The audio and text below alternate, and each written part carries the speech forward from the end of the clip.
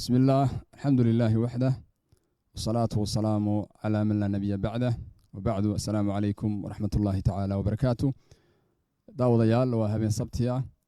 ترسيغا إسلام كنا ويهي لحدا بشكوية طبناد سنة كنا فربقال يكوبي أفرتنك هجريدا وكوبيغان لحيا لباتنك بشتشون لباكون لباتن وبرنامج كيني أفراد برنامج يدا sida tooska ah uga baxa stuudiyaha Sheekh Maxamed Cumar Dirir kulliye bartamaha magaalada Hargeysa gaar ahaan masaajidka Rusheeye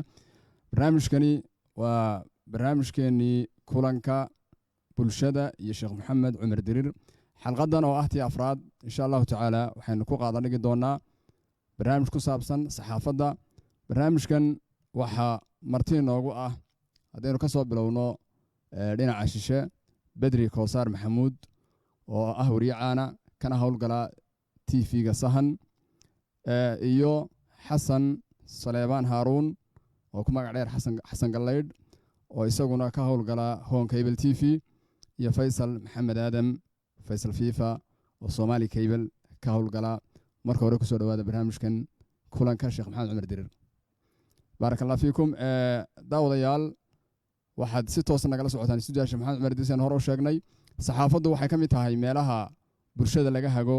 ee khayr iyo sharba sidii la doono loo jiheeyo haddaba saxaafiga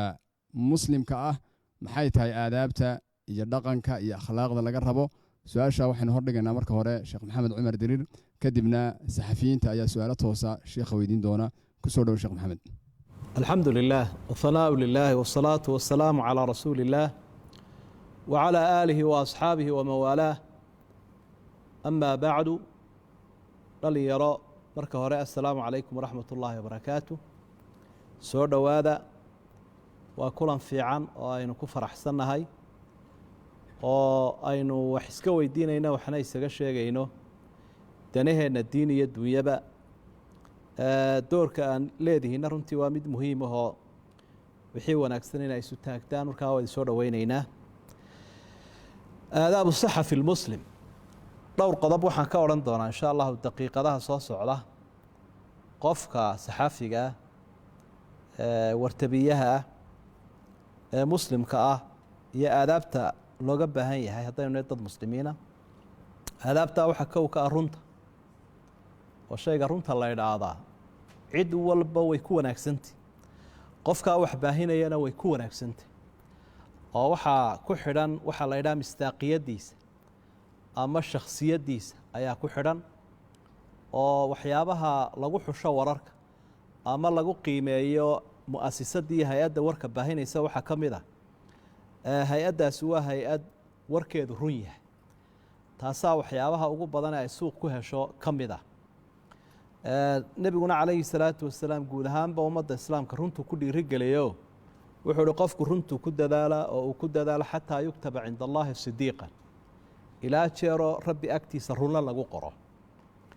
marka arintaasi aad bay muhiim u tahay Soomaaliduna waxay dhaahdaan beentaada hore runtaada dambe dishaa marka hadduu qofku lagu ogaado dhowr jeer oo been sheegay inta dambana run uu wada sheego kaarkiisa hore waa u xumaaday qodobka labaad looga baahan yahay waxa weeye al-amaanatu fil akhbaar waxa uu sheegay qofku inuu amaanadooda ilaaliyo warba laga yaabaa inuu soo qaado waxba laga yaabaa in laga codsado inuu baahiyo cid baa laga yaabaa faalla inuu ka bixiyo marka waa inuu amaanada ilaaliyaa amaanadaas oo loo yaqaan amaanatul adaa baa la oran jiray cilmiga xadiidka berigii la warin jiray amaanatul adaa qofkani hadalka sidii uu yiri iyo goobtu ka yiri iyo wixii ku xeernaa mulaabasaad baa la yiraahdaa waa inuu muuqaalkaas oo yara dhigaa laakiin mararka qaarkood waxa iska dhacda inuu qofku googoosto meelaha uu doonayo dabeetana uu isu geeyo qofka simbirxooyin wax u eg sawirkii qofku markaa wax kale soo baxaya oo isagoo marna haale marna run leh marna waxaas ma jiro iyo wuu jiraa intuu isu keeno muqtadafaad uu sameeyo googooyo hadalladii ay la socdeen si kale u dhigi lahaana uu ka soo dhex saaro in qofkiiba markaa muuqaal kale uu ka sameeyo sida sawiradan la isku kabkabo kale ayaa hadalkiisina uu u fool xumaanaya marka amaanada la yiraahdo amaanatul adaa qofku warka sidiisa inuu guto aanu khiyaamo ku samayn aad bay u muhiim tahay. nebiguna markuu ka warramaya munaafiqa wuxuu uhi wayda tumina khaana, marka wax lagu aamino, adduun lagu aamino, akhbaar lagu aamino, sir lagu aamino, wuu khiyaameeyaa. marka arrintaana qofka muslimka ahi ile fadeexadu ma jeedee warka sidiisa u gudbiyaa. waxaa ka mid a qofka muslimka ah ee saxafiga ah aadaabtiisa inuu iska ilaaliyo wixii fitno kicinaya. run waa la sheegayaa, saxaafadda run waa looga baahan yahay, laakiin ogow mar bay runtu ka shar badan tahay beenta, mar bay beentu dhaantaa runta, marna runtaa beenta dhaanta. waxaan leeyahay beentaaba runta dhaanta. taa macnaheedu waxa weeye warkii markuu keenayo in la isku kaco laba dagaalamaba oo kelmaddaa aad tidhi ummado dhammi ku jabaanba halkeedaad ku xidhaysa. waxay noqonaysaa waxa loo yaqaano isku dirka ayay noqonaysaa. adu waxaad doonaysaa xaqiiqo inaad sheegto oo waraad sheegtay, laakiin waxaad ogtahay warkaa markaad soo gudbiso in la isku kacayo oon la kala hadhaynin. marka taasoo kale waxa loo yaqaano waa fitan. marka fitanka in la kiciyana run sheegiddeed noqon mayso. waxaa ka mid a shayga la yidhaahdo atathabut, iska hubsiimo akhbaarta qofku. tii hore waxay ahayd inuu isagu run sheego, tan dambe tathabutkuna waxa weeye warka aad gudbinaysaa inuu isaguna run yahay. oo dadka aad had iyo jeer wax ka qaadanayso waa la yidhi un arrintu maaha, laakiin wixii xaqaa'iqahee jira inuu qofku ku xisaabtamo. ilaahay baa wuxu uhi yaa ayuha aladiina aamanuu in ja'akum faasiqun binabayn fatabayanuu. qof faasiqa oo beenaaley hadduu war idinla yimaado iska hubsada. atabayunu watathabutu fi lakhbaar. marka qofku haddii dee akhbaartii iyo wararkii uu sii daayey goor walba lifaaqu inuu ka dawado raalli naga ahaada, sidaa umaanaan jeedin, kii hore been buu ahaa, waa idinka raalli gelinaynaa, waxaa markaa imanaysa oo talo marka hore muxuu isaga hubsan waaye. marka arrintaasina aad bay muhiim u tahay. waxaa ka mid a mabaadida islaamka qiimaha badan ee lama taabtaanka ah inaanu qofku u bixin inuu dumiyo. waayo inagu gaalada waxaynu kaga duwannahay, waxaynu nahay dad aan maslaxad u noolayne mabaadi u nool. mabda baynu noolnahay, diin iyo qiyam iyo akhlaaq ayaynu noolnahay. ilaahayna waynu raalli gelinaynaa, aakhirana waynu tudhanaynaa. ma ahun waxaad doonto sheeg ama wixii naftu doonto. sidaa daraaddeed ummadaha kaleba waxay leeyihiin waxyaabaha dalkooda ka mamnuuca ama distoorkoodu ka soo horjeeda way joojiyaan. marka innaga distoorkeenni nidaamkeennu waa waxyigii iyo qur-aanka. marka wixii aad leedahay waxaasi mabaadidii islaamku ka hor imanaya, qofkaasi waa iska daynayaa iyadana u bixi maaya. akhbaarta caalamka o dhami hadday ka hadlaan isaga wuxuu leeyahay islaam ahaan diin ahaan waxa inaynu baahinaa dee diinteenna ay naga reebaysa. maslaxadu ma noolin iyo mushahar inaynu helo ama dadku waxay danaynayaan inaynu baahinee. wallaahi qadiyaddaasi waa qadiyad mabaadidii islaamka taabanaysa. waxyaabaha runtii muhiimka ah qofku inuu ilaaliyo waxaa ka mid a muraacaatu alakhlaaq alfaadila. akhlaaqda dhaqanka wanaagsan islaamku uu leeyahay qofka muslimkaa lagu yaqaano bulshada islaamka laga doonayo inuu ilaaliyo. oo waxaa laga yaabaa ummadaha shisheeye marar badan ilbaxnimo inoo sheegta inay kuba faanaanba dad qaawan iyo dad filimo xun inay baahiyaan iyo waxyaaba ay isleeyihin dadkaa xiisaynayo oo bulsho badan baad ku helaysaa oo aad arkayso ama dumar qaawan ama wax iswaxaynaya ama wax aada u fool xun. waxyaabahaasoo kale qofka muslimka ah hadday qowl tahay iyo hadday ficil tahay iyo hadday sawir tahayba iyadana wuu iska ilaalinaya. wuxuu leeyahy dee dhaqankeenaan inoo ogolaanayn waxaas, ama dhaqan ahaan waxaan wax xun weeye oo dhallinyarada kharibaya oo bulshada kharibaya oo samayn kara. waxa laga yaabaa sawir oo qofku baahiyuu sii daayey inuu intaasoo qof suneeyo, hamadda ku kiciyo, ay ku kala sinaystaan. marka qadiyadda noocaasa kale akhlaaqduna iyaduna waxyaabaha lama taabtaankaabay soo gelaysaa. maantana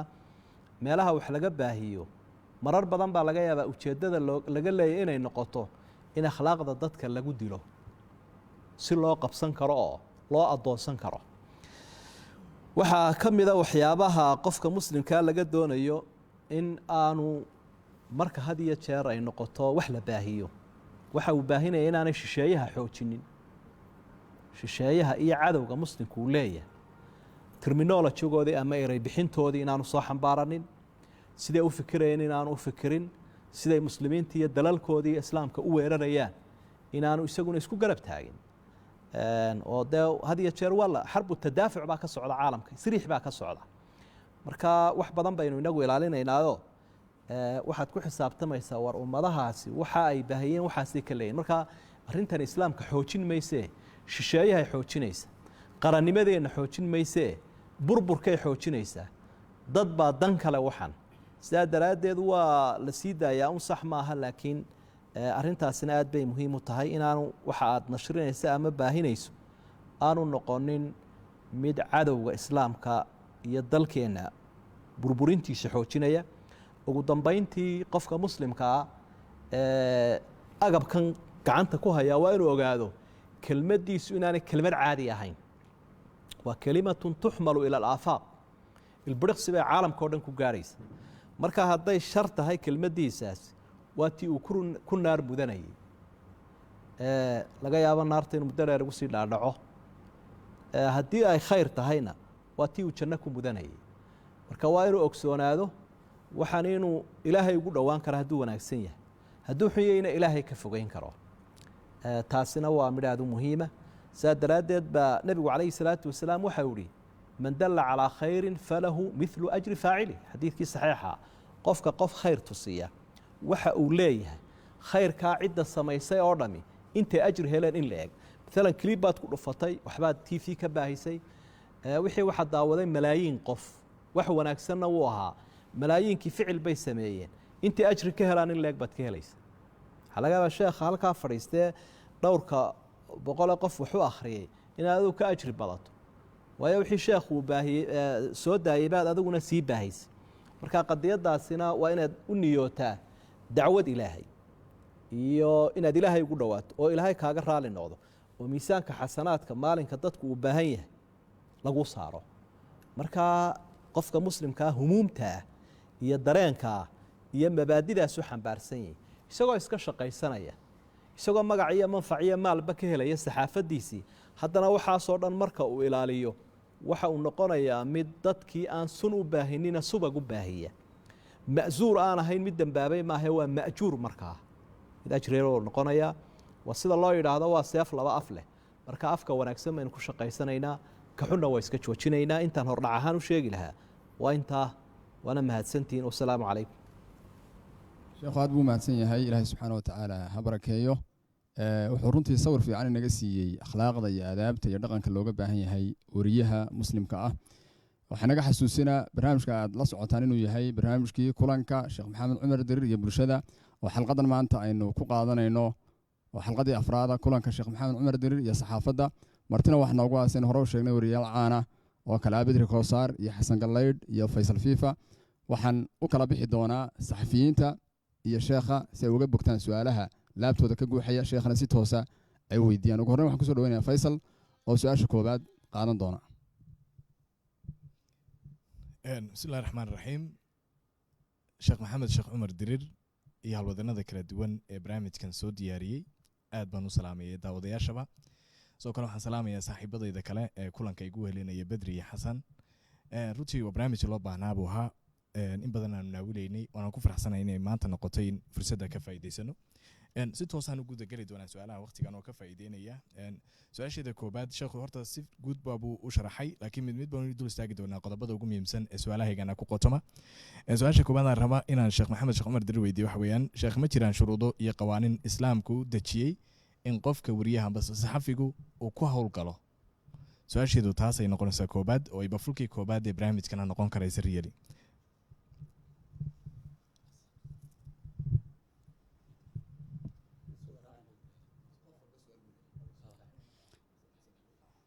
sheekh fadiilatu sheekh cumar diriir waanu ku mahad celinaa marka koowaad sidaa faysal sheegay si toosana haddaan u galo su-aashayda koobaad waxay noqonaysaa waxaa jirta lacaga laga helo youtube-ka iyo mararka qaarkood facebookaba lacagahaas mararka qaarkood baa youtubada waxay geliyaan waxyaaba ay isleeyihiin dadka kusoo jiita oo ama beena ama sawiraa ama anshaxumaa marka horta guud ahaan lacagaha laga helo youtube-ku xalaal ma yihiin marka labaadna kuwa waxyaabaha xunxun ku soo jiita iyagana maxaa usii dheer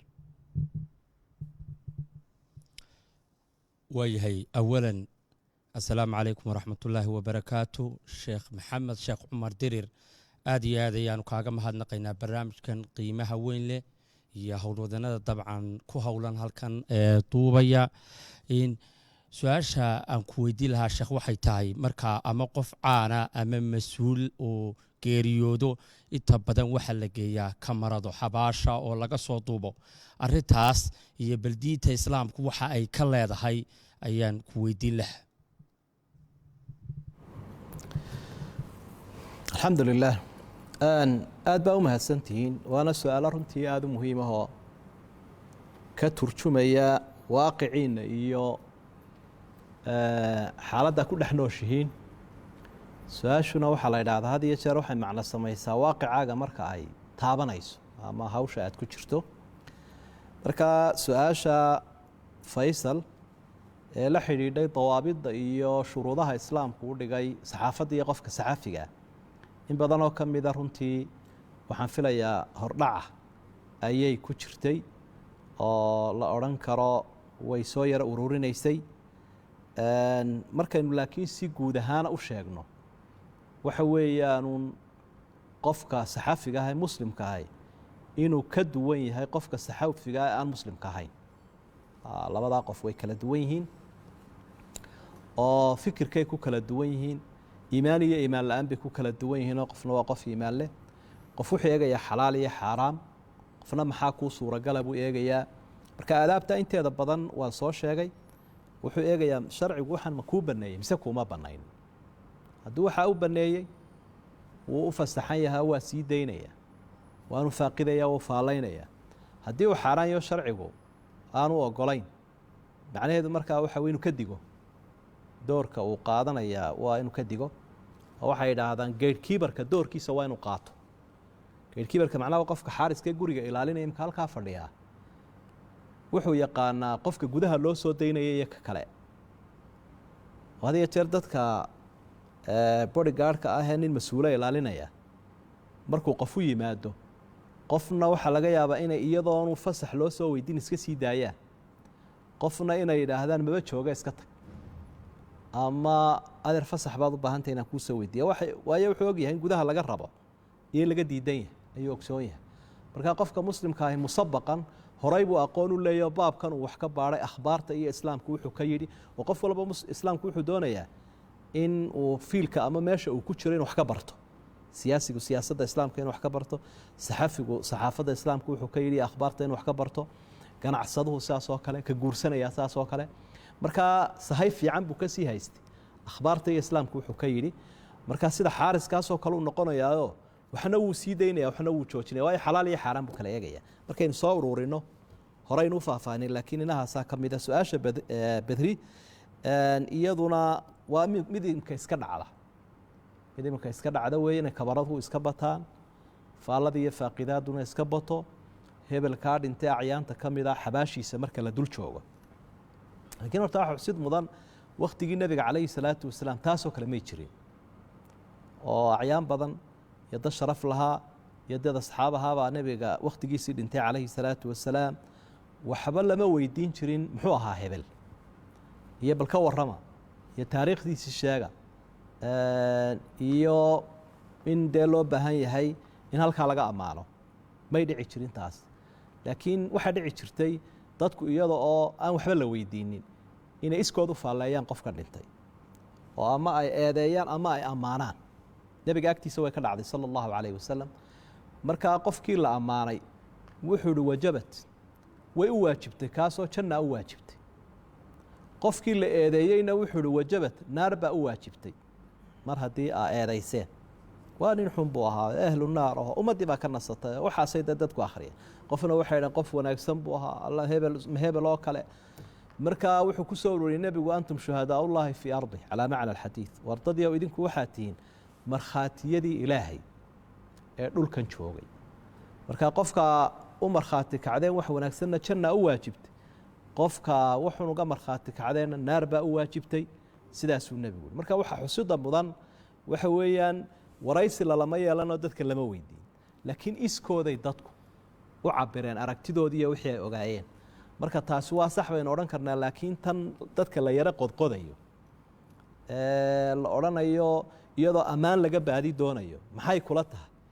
dee qof sanka laga soo geliyay mikrofonna kan ma eedayn karo oo waxaaba la odhanayaa miskiinka iyagii dhintay buu eedeeyey marka waxaa laga yaabaa isagoo eedba lahaa inuu ammaanadee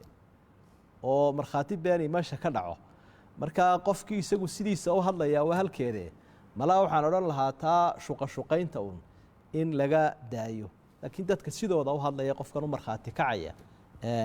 sidaasaa waktigii nabiga calayhi salaatu wasalaam markhaatigooda lagu xisaabtamayey qof walibana wixii uu horu marsaday way ka horeeyaano way u yaalaan oo ilaahay baa subxaana wa tacaala ku abaalmarinay inagu laakiin doorkay nagala gudban uu nebigu jideeye waa duco marka xabaasha dusheeda la joogo wuxuu nebigu uhi saluu liakhiikum tahbiita fainahu alaana yus'al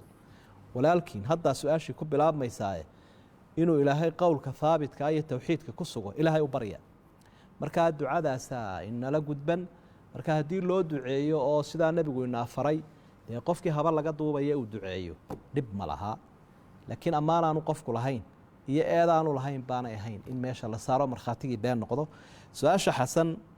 waxay la xidhiidhay xoolahan laga qaadanayo meelaha wax laga baahiyay youtube-ka iyo facebooka iyo meelahaas haddii marka aada waxaan baahisa ee iyagii ay suuq badan helaan lacag lagu siinayo waxa isweydiin leh waxa la sii daynaya adigu aada sii daynaysa xalaal ma yahay mise waa xaaraan hadduu xalaal yahay oo aada sii dayso ay kuu sii daayaan goobtaasi lacagna ay ku siiyaan dhib ma laha waxaynu ogsoonnay iyaga laftigoodu shardi waxay ka dhiganayaan inay iclaanaad iyo ogeysiisyo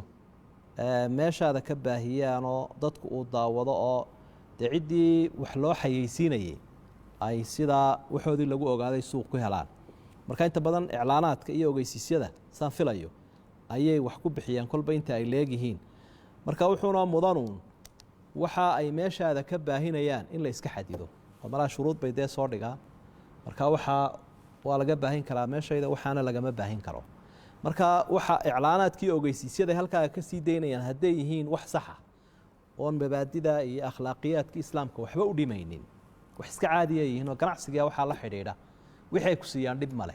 laakiin haddii ay dad qaawan iyo wax khariban meeshaada ka sii daayaan oo sidaana ay wax kugu siiyaan horeynu uga soo hadallo waa xaaraan marka waxaa la sii daynaya ku xidhanta waaya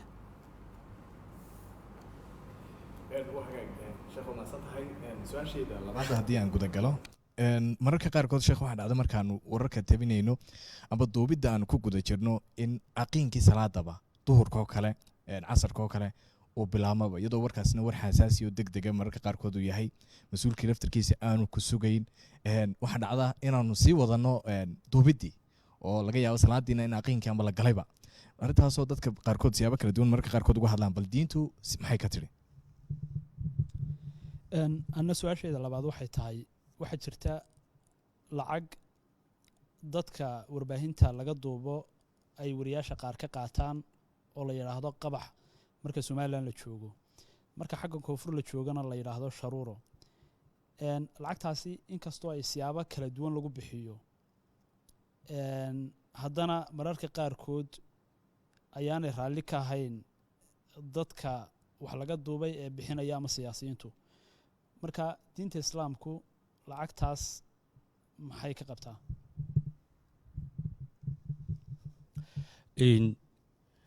mararka qaar sheekh waxaa dhacdaa in siyaasi uu siyaasi kala eedeeyo oo dabcan siyaasi war laga qabtay markuu dhinac eedeeyo telefishinkii ama goobtii aad ka warramaysay ay doonayaan dhinacii kalena la helo waxay eeddaa ka leeday ama shakhsi madax bannaan uu cid kala eedeeyo mararka qaar dadka qaar waxay idhaahaan arrintaasi waxay soo hoosgelaysaa hamaasin mashaa'in binamiim bal haddaba qaabkaas sidee laysku waafajin karaa telefishinkii oo raba in dhinacii kale la helo aan dhinac keliya la sii dayn iyo dadka qaar oo namiimnimo u arka waa mahadsantihiin waa waxyaabo wada waaqici oo runtii jira mararka qaarkood baa marka uu t v sii daynaya war aan maqlaayada adaan ka dhex baxayo ama qiradii salaada oo aad garanaysa halkaa ay masaajid inay ku dhow yihiin oo jamicii ayaad maqlaysaa wax dhaco weeye waxaa xusid mudan qofka muslimka muxuu u nool yahay qofka muslimkii wuxuu u nool yahay inuu ilaahay caabudo subxaana wa tacaala xaqa ilaahayna wuu ka horeynayaa xuquuqda kale oo dhan oo xaqii kale oo dhammi wuxuu hoos imanaya xaqa ilaahay sidaa daraaddeed ba xaaladaha inoogu adag waa markuu qofku ama xanuunku hayo ama xabaddu dhacayso xaaladahaasaa la yidhi jamicii tukada oo dee aad aragtay salaatulkhoof sida la isugu xidho qur-aanku uu ka warramay salaada cabsida oo la yidhi sidaad u tukan karta u tuka adigoo ordaya iyo adigoo jiifa marka cibaadadii wakhtiyadaa la dayn waayey ama adigoo sakaraadaba lagu yidhi wacbud rabbaka xataa yaatiyaka alyaqiin ilaa geeridu intay ku imanayso salaada ku luudiyo wad inaad uga tagto arrimaha sax ma aha waxaa weeye jamacaagaa tukanaysaa qofkana ballan hagaagsan ood ka bogan kartaabaad la ballamaysaa labadaas waafajinaysa si aad warkaaga iyo macluumaadkaagiina u hesho cibaadadaadiina u hesho aad ilaahay u raali geliso waayo jamacani wax sahlan maaha haddaad hal mar jamac la tukato waxay u dhigantaa adigoo 7 salaadood tukaday 7 cisho salaadaha tukanaysa iyo jamacantaad la tukanaysaabaa isku mid ah marka waa lagaa horeynaya waa lagaa dheeraynayaa marka intaas leeda warka qabo dee waxaa ka qiimo badan cibaadada iyo fadligeeda qabo marka taa isbarbar dhigi mayna xaqa ilaahay wuu ka horeynaya xuquuqda kale oo dhan taasaasaynu leenahay marka qofkii waa inuu sidii kale warka u heli lahaa ballantii iyo iyarsug iyo arrimo kale ku farsameeyo oo jamaca uu horreysiiyo su-aashan xasan iyaduna wax dhaca marar badanna wadaadada waa la weydiiyaa dadkan warka baahinaya ama wareeyaashan soo qabanaya warkee soo qaadaya waxay ka qaadayaan dadka mas-uuliyiinta ah waa wax runtii dhaca oo jira magacaa hore waan maqle sharuur miyaa tihi sharuur haa shuruur baa la yidhaha qabax baan xaggan u aqaanay waa erayaan caan ahaynin laakiin dadka warka baahiye uun qolada reer warboob ayuunbaa isla yaqaana waxaynu ku soo ururin karnaa wuu iska bannaan yahay waxaa wareeyaashu ay qaadanayaan haddii 2 arrimood laga waayo ta u horeysa weeye wixii wax laaluush u eg waa inaanu noqon oo haddii qofkii lagu toojargareeyo lagu qasbo mas-uulka ahaa oo uu ka baqayo warkiisii in la leexiyo ama lagu dabarogo hadduu intan bixin waayo oo wuxuu leeyahay wallahi ninkaa wareeyaha warka aad u sheegtay haddaad intaa u dhiibi weydo wuu dabarogayaa ama isagii baaba waxaa la adeerde waxaanu kuu macaanay inaanu kuu hagaajinay dee noo dhiib ayuu ku leeyahay laaluush bay noqonaysa oo laaluushku waxa weeye wax kastood xaq u leedahay oo aad ka baqda in lagaa qaado markaad bixinayso marka taasina ma wanaagsanoo sax maaha xalaal noqon mayso kol haddii baqa loo bixinayo laaluush daraaddeed loo bixinayo oo dee sida xabadda looga baqunba afkana looga baqaa mararka qaarkood baaba laga yaaba xabaddu inay ka sahlan tahayba kelmadda la tuurayo waynu iska ognahay midda labaad mamnuuci karta ama waxaan xalaal ahayn ka dhigi kartaa waxa weye haddii aanay ogolayn mas-uuliyiinta tv-gu ama qoladii maamulku aanay ogolayn oo wariyuhu uu xadayo oo waxaa lagu heshiiyey mushaharkaagaa lagu siinayaa annagaad mushaharkaaga naga taqaanaa laakiin dadkan aad war ka soo ururinayso waxba ha ka soo qaadin sidaasaa lagu heshiiyey marka wuu dhukusayo intanuu la dhuumanaya oo qofkiiba afka u dhuubayaa wuxuu leeyahy dee intaa i dhiib dhinacanna wuu iska qarinayaa markaasina xalaal noqon mayso laakiin haddii maamulkii u ogol yahay qofkii warka ka qaadayeyna waxaan uu u gartay oo aanu ku toojargarayn oo aanu ku qasbaynin dee waa waxa qofkii markaa loo gartay oo dhib ma laha oo khiyaamana ma aha laaluushna ma aha labadaasunbaa laga ilaalinaya marka ahlu maka adraa bishicaabiha baa la reer maka iyaga luuluqooda iyo laalaabkooda aada u yaqaanee labadaasunba idin iska ilaalin doontaan su-aasha iyaduna bedri uu ina weydiiye ahayd in iclaamka laysaga jawaabo waxaan is leeyahay maanta wax badan ayaa mushkiladabaa ku jira dadka qaarkood baa waxay isticmaalaan waddamada qaarkood lama dagaalamo laakiin qofba qofka uu ka caybbato ama ka hadal batuu ka adkaaday oo qofkii uu baqayaa wuxuu isleeyahay haddaad hebel gacanta saarto wallaahi waba lagu xidhi marka labadii qof ay saseegay gambarh bay isu soo fuulayaa mid waliba cay iyo eed wuxuu hayaa buu soo daynayaa ka lagu aamusiyaa laga adkaaday marka gambarhkii la isu fuulaya inay noqoto saxaafaddu oo meeshii la iska caayay ee dadka kala fogeynaysay ee lagu kala aarsanayay sax maaha taas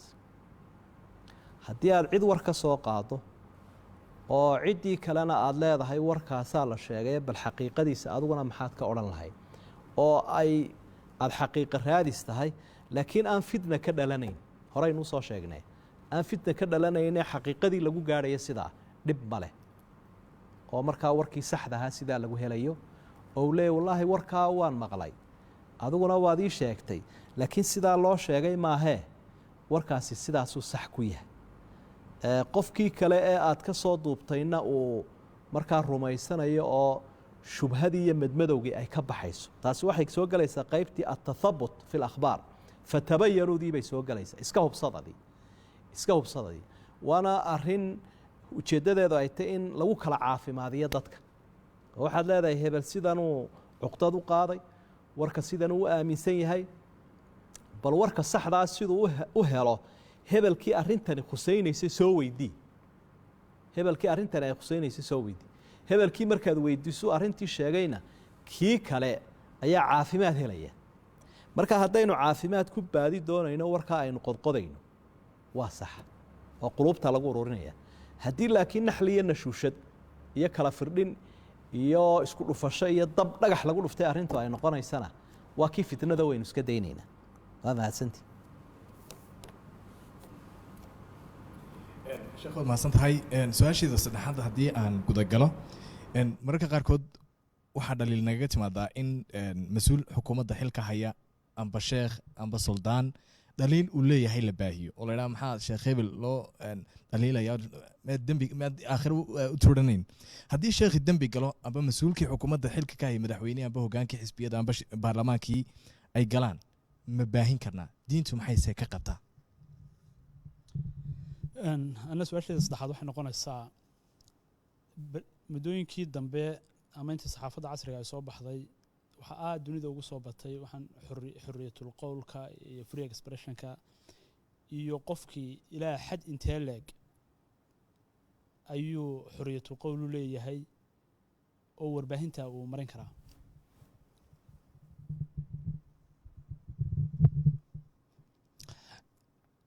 mararka qaar sheekh waxaa dhacaa in warar aanay waxba ka jirin warbaahintu faafiso diintu maxay ka leedahay arrintaas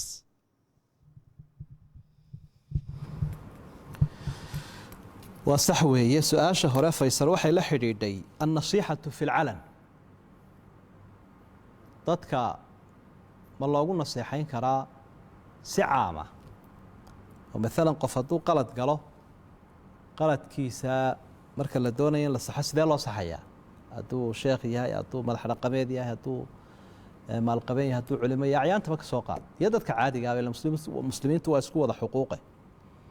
nasiixadu ama in qof la toosiyo oo gef uu galay laga saxaa laba siyoodba way noqon kartaa si gaarah iyo si sira way noqon kartaa oo qofkii loo tagoo la yidhaahdo hebelow arrinkaasi sidaa mu ahayna saasuu ku yahay bal hadda iska saxo iska hubsoo adiguna iska daa wixii hore kaa baxayna ka daba tag imaamu shaafici baa arrintaa gabay ka tirinaya oo waxau lahaa waxaad iga ilaalisaa dadka dhexdooda inaad igu naseexayso si aan kaaga qaato laakiin dadka dhexdooda inaad igu naseexayso iska ilaali si aanan kugu diidin haddaad doonaysa inaan kaa qaatona si gaara igu naseexee waxaa dhici karta mararka qaarkood inay taasi suuroobiba weydaba oo aad doonayso markaa qofkii inaad wixii uu gef galay ka saxdo si calaniyahoo muuqata taasoo kale laba siyood waa lagu sheegi karaayoo siduu nebigu u sheegi jiray in la yidhaha maa baalu aqwaamin mimbarkuisa soo taagaya dadka qaarkoodoo gef galay buu doonaya inuu saxo meeshana way fadhiyaan markaasaa wuxuu leeyahy maa baalo aqwaamin war dadka qaarkoodoo saa iyo saa iyo saa sameeya xaalkoodu waa maxay saa iyo saa ha iska daayeenoo dadka sidaa sameeya sidaa ha u saxeen arrimahooda marka arrinkii si calani uu sheego guud qofkiina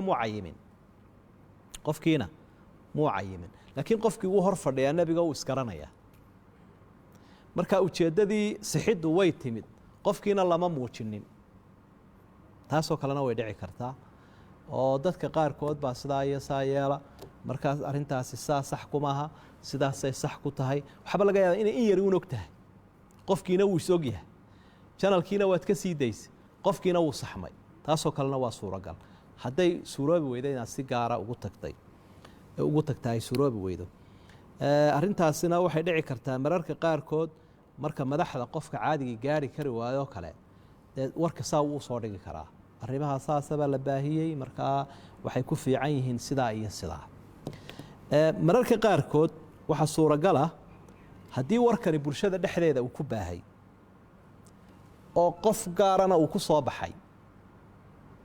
oo qofkaasi bulshadu ay iskaba og tahay in isaga laftiisii si caama loo sixi karo hebel baa dhibkaa geystay buu dadku wada hayaa adigana waxaa lagaaga baahan yahay inaad ama hebelkii saxdo ama aad taageerto oo tidhaahda hebelkaasi muu qaldanayna arrintaa wuu ku saxsanaa ee dadka ka hor yimid baa qaldan walaalayaal war mowqifkuna sidaasuu ahaa daliiladiisuna waa sidaa islaamkeennuna saasuu ka qabaa oo qofkii isagoo saxan baa laga yaabaa in dee loo qaadan kara inuu qaldan yahay ta'yiid buu kaaga baahan yahay inaad xoojiso warkiina dee waa war caama shaksi baanu ku calaamadsan yahay waad ayidaysaa markaa haddii uu qaldan yahayna magaciisii baad sheegaysaa laakiin si nasiixo ahoo inaanad adigu waxaana kula soconin isaguna inuu ka tanaasulo ayaad markaana ugu nasiixaynaysa qadiyadduna mar walba maaha fadiixa maaha fadeexadayn ee waa nasiixa taa waxaynu u daliishan karnaa nebigu wuxuu diray calayhi salaatu wasalaam col buu diray waxaa ka madax ahaa mujaahidkii weynaa geesiga ahaa khaalid ibnu waliid la odhanayey qoladii markii ay weerareen bay saba'naa bay yidhaaheen macnaheedu waxa weeye way islaameen laakiin ereygii tawxiidkii baanay sidiisii ugu dhawaaqay qaar buu ka laayay khaalid markaa isagoo le war may shahaadadii may odhanine waxay yidhaahdeenba fahmi mayno qaar buu ka laayay ummaddii markaa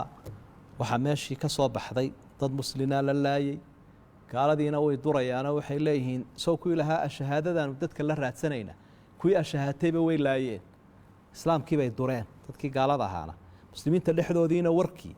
wuu ku baahay khaalid baa sidan sameeyey miyuu saxan yahay miyuu khaldan yahay nebigu calayhi salaatu wasalaam iyadoo la maqlayo ayaa wuxuu ihi allaahuma innii abra'u ilayka mima sanaca khaalid 3 jeer buu ku celiyey ilaaha waxaan ka marhanahay oo aanan ku jirin oo aan ka beri ahay waxa uu khaalid sameeyey lama mowqifii waanu ku khaldamay laakiin ma odhanin khaalid baan beri ka ahay khaalid waan tuuray asxaabtan ka saaray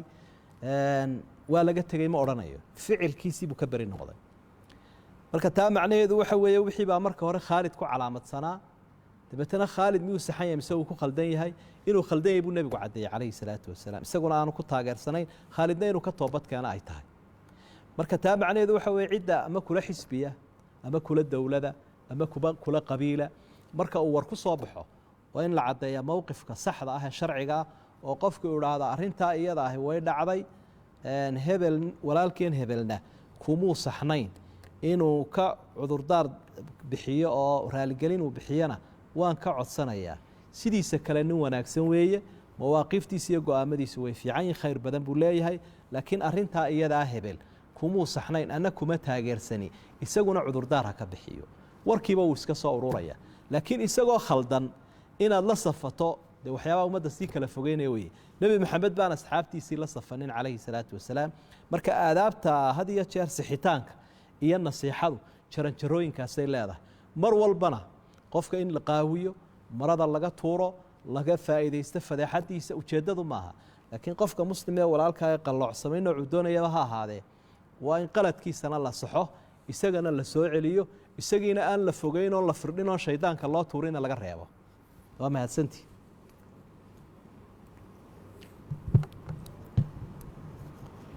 waagaag sheekh waad mahadsan tahay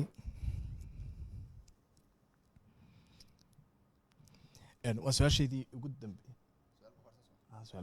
su-aasheedii ugu dambeysay baan gelaya anigu su-aasheedan inta badan aday kula xidhiidhaa sheekh maxamed cumar diriir waxaad ka mid tahay culimada waaweyn ee dalka amba soomaaliba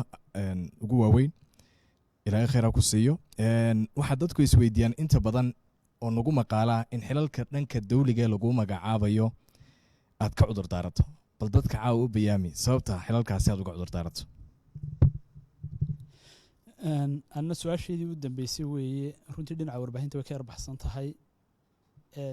waxaa jira fariiqooyin dhinaca culimada ah oo magacyo kala duwan leh oo dhulka soomaalida ka jira. fariiqooyinkaasi way badan yihiin, magacyana way la baxaan. sax miyay tahay islaamka dhexdiisa in inta culima ay is urursato magac gaara ay la baxdo? taasi waa taa, magac gaara ay la baxdo. haddii ay se sax tahay, adigu sheekh dirir ahaan firqadee ku jirtaa? ma ictisaam baa tahay, ma salaf saalix baa tahay, ma qaadiriyaa tahay? way sheekhiin waad mahadsan tahay sida quruxda badan ee barnaamijka dabcan su-aalaha nooga jawaabtay. de waxaanu idhi sheekha su-aalaha saxaafadda un ha weydiinina siyaasaddana u yar dhex raaciya ataabaynaan inta badan is arag. inta badan khilaaf dhinaca siyaasiya ayaa dalka marar badan ka dhaca, waxaana la arkaa culimada qaar oo cumaamada loo ordo oo arrintaa khilaafka siday u xallin lahaayeen gala. adiga inta badan laguguma arko, waxaana la yidhaha sheekhu uu ka muquurtaa. maxaa keenay in aad arrintaa ka muquurato? bismillah, waa muhiim weeye kole saraaxadda in lagu dhowaado oo si uu hadalku maaragtay waraysigu dhadhan u yaro sameeyo.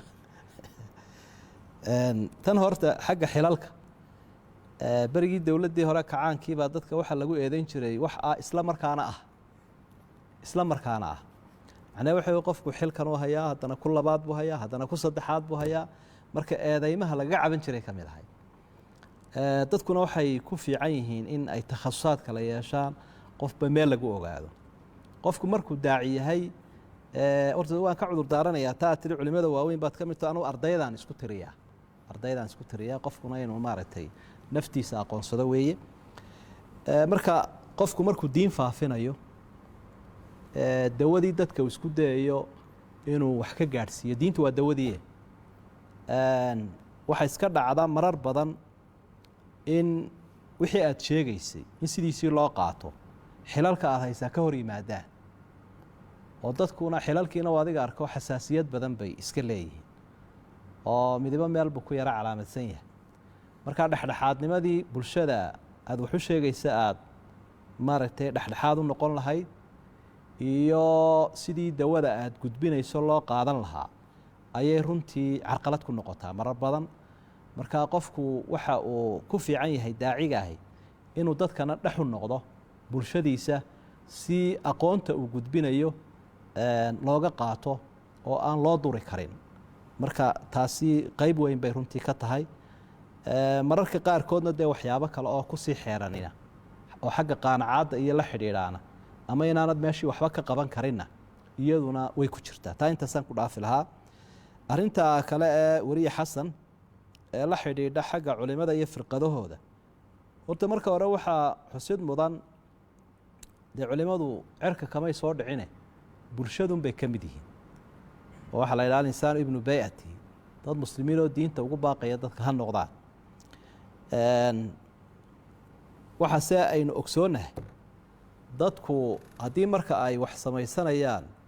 ay u samaysanayaan inay diinta ku xoojiyaan, waxay soo geli kartaa baabkii ahaa tacaawanu cala albiri waataqwa walaa tacaawanu cala alitmi walcudwaan. maalan koox wareeyaalaba isku urursateen, waxaa ku heshiiseen diinta aynu waxu tarna iyo dalka, waxaasoo khayrle aynu baahino, waxaasoo sharana aynu joojinno, barnaamijkaas iyo guddidaana aynu samaysanno, bajadkaana aynu samaysanno, xafiiskaana aynu samaysanno.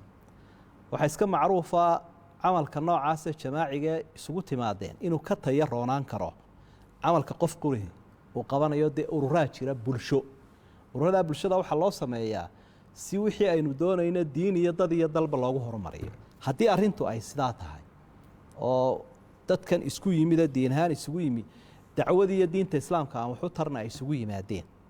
waa sax oo aayaddaasaa sheegaysa. haddii laakiin arrintu ay tahay wax kale ay ku hoos jiraan, ama maslaxad iyo manfacad lagu raadsanayo, ama cid kale lagaga aarsanayo, ama dadka muslimiinta qaarna lagu fogeynayo qaarna lagu soo dhoweynayo, taasi sax maaha. markaa cid waliba dee way ismaqlaysaaye jawaabta caamka ah ayuunbaa laga faa'iidaysan karaya. aniga haddii aad i weydiisayna idinku baan idinkala mid ahayo muslimiinta soomaaliyeedun baan ka mid ahay ee kooxna kuma jiro. su-aashan kale ee bedri uu weydiiye ahayd xagga khilaafaadka siyaasiga ah, khilaafaadka siyaasiga ahay runtii dee waynu garanaynaayoo way iska jiitan iyo culays badan yihiin markaa qofka saa horeba aan u soo sheegay ama duruus bixinaya ama kulamadii dacwadda iyo muxaadaraadkii wada markuu arrimahan oo kale iyo shirarkan dhex galo wax badan baa barnaamijkiisii iyo dacwigaha iyo macalinimadiisii ay keenayaan inay runtii carqalad ku noqdaan beryo hore oo waddanku inuu khalkhal galo laga yar baqi jiray mararka qaarkood waaba geli jirnay eed badanina way naga raaci jirtay waar wadaadkii aan casharkiisa dhegaysan jiray maanta go-aankan uu soo saaray aniga iimaba hiilinayo eeddaasina way ku badan tahay marka inta la heli karayo dad badan oo ku filaado oo doorkaa dhexdhexaadinta qaata inay dee culimmadu ka madax bannaanaadoono dacwaddooda ay u madax bannaanaadaan way iska fiican tahay aad baa u mahadsantihiin kolley waana loo baahnaa kulamadan oo kale macnaheeduna markaa waxa weeye inaan lala kala maqnaanin khayrkee idinkuna doorkiina qaadataan oo saa horeba aan u soo sheegay idinkaa laga yaabaa culimo badanoo wax akhriya inaa ka ajri badan kartaan ama ka faafin badan kartaane aqoontii diinta ee dhinaca saxaafadda la xidhiidhayna kororhsada khayrkana aan u tartan aniga laftigayguna dee dhinacan kolka laga eego saxaafadda iyo dee wax la baahiyey una 30 sane u dambeeyey waa isag joognuunoo mar aan wax gudbinayna iyo marax ka duubayna dhinacana wada kaga tirsanahay waa mahadsantii Sheekh Umar Dirir intaas waxaynu ku soo gabagabeynaynaa barnaamijkii kulanka bulshada iyo Sheekh Maxamed Umar Dirir xalqadiisii afraad oo caawa ay marti noogu hayeen saxafiyiinta caanka ah ee Kalaabir Koosaar iyo Xasan Galeyd iyo Faysal Fifa waxaa kaloo runtii aan u mahadnaqaynaa tiimka barnaamijkan nagala qayb qaatay iyo kumanaanka qof sida tooska ah barnaamijkan ugu xidhnaa intaynu insha allahu barnaamijkan mid lamida isugu iman doono waxaan idinkaga tegaynaa asalaamu calaykum waraxmatullaahi tacaala wabarakaatu